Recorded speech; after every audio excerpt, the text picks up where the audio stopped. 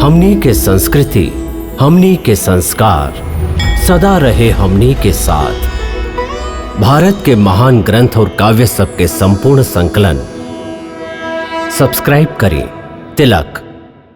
मानधाता, तू स्वयं ही चल के मृत्यु के द्वार पर आ गई बड़ा ना लवणासुर। मृत्यु तोहार द्वार पर आइल बा,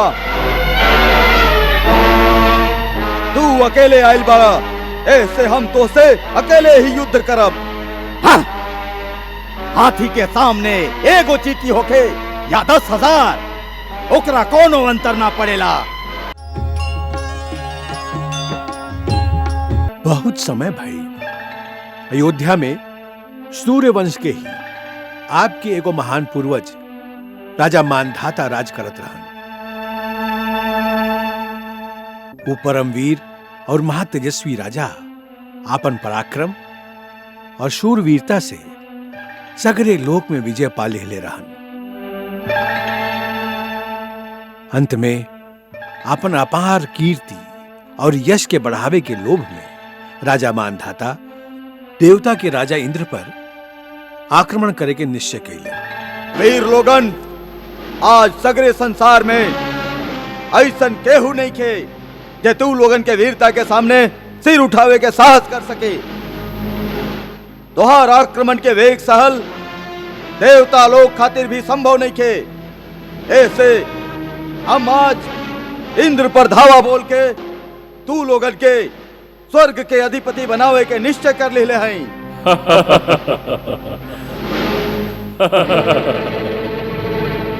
मानधाता, मानव के इतना घमंड शोभा न देला। इंद्र, ई अभिमान के बात नहीं खे, ई एगो वीर के अधिकार के बात बा। आज हमार वीरता के सामने संसार के सभे राजा नतमस्तक हो गइल बाड़न। हमरा से युद्ध करे वाला केहू ना रहल।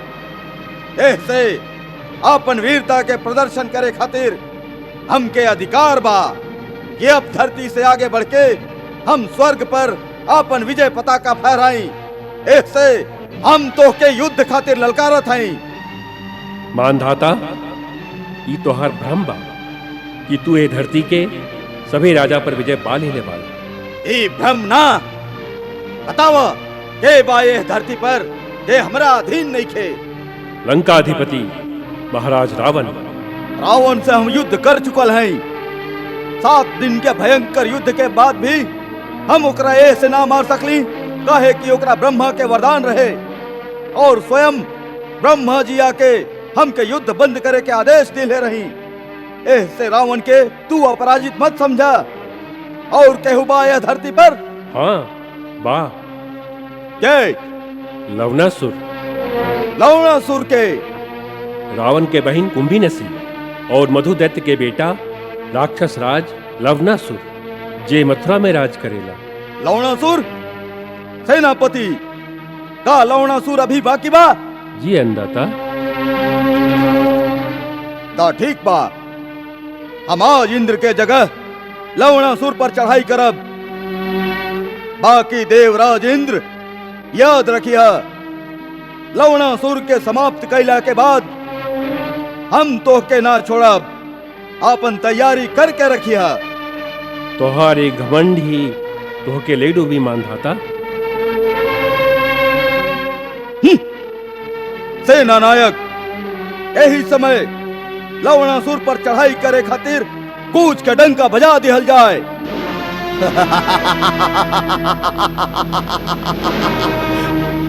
का कहला? अयोध्या के राजा मानधाता लवणासुर के नाश करे आइल बा बहुत बड़का सेना लेके।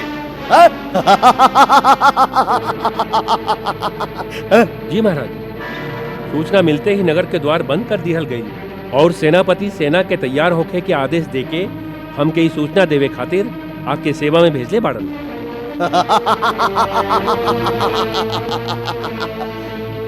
सेना? हाँ, सेना के का जरूरत बा? जब तक भगवान शिव के त्रिशूल हमरा पास बा हम अकेले ही जाए। नाथ, फिर भी सेना संगे रही त अच्छा होई। रानी, ई शंका के निशानी बा। के भी काम करा शंकाहीन होके पूरा विश्वास के संगे करा, तबे जय हो खेला। जय भोलेनाथ।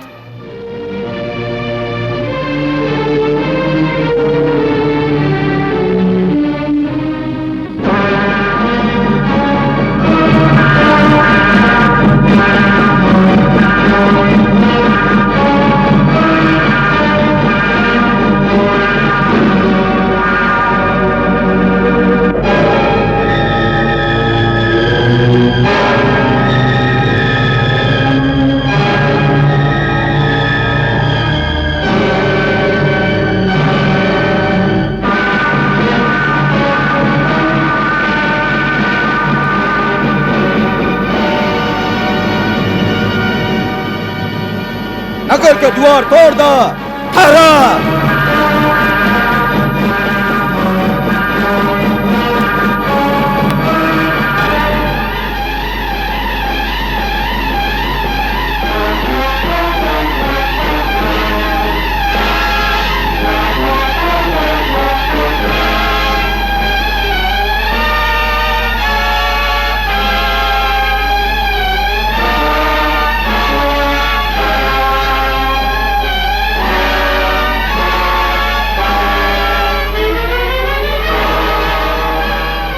मानधाता, तू स्वयं ही चल के मृत्यु के द्वार पर आ गई बड़ा।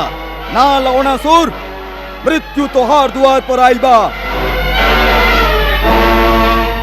तू अकेले आइल बड़ा, ऐसे हम तो से अकेले ही युद्ध करब। हाँ।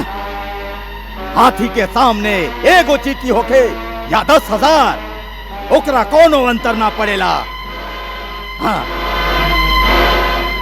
लेकिन जेकरा ना मरे के होके या मरे से डरात होके, ओकरा हम 5 क्षण के समय देते हैं, वे कोरी हो जाए।